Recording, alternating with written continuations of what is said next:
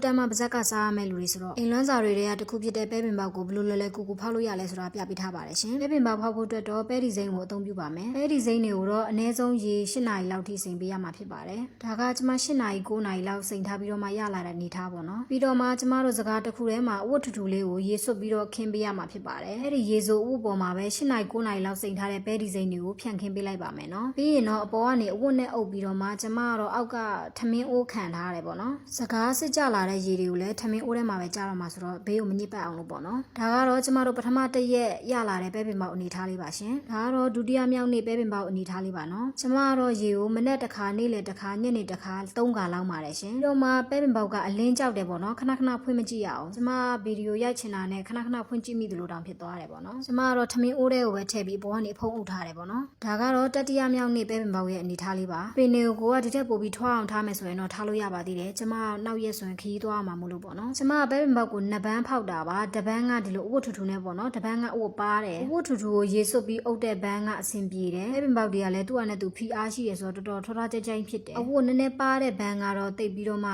အရှည်ကြီးတွေမဖြစ်ဘူးပေါ့နော်တူတူလေးတွေပဲဖြစ်နေတယ်အဝတ်ကပပလေးဆိုတော့ပူပူတူတူလေးတွေဖြစ်သွားပေါ့နော်ဖိအားမရှိပဲနဲ့ဒါကျမရဲ့ပထမဆုံးပဲပင်ပေါက်ဖောက်ဘူးခြင်းဆိုတော့အောင်မြင်တယ်လို့ပဲပြောရမှာပေါ့နော်ချို့တစ်ဝက်ကိုတော့ကြော်စားပြီးတော့တချို့ကိုတော့ပဲပင်ချင်းတိတ်လိုက်ပါတယ်ရှင်လွယ်လေးမို့ကိုယ်တိုင်ဖောက်စားလို့ရပါပြီ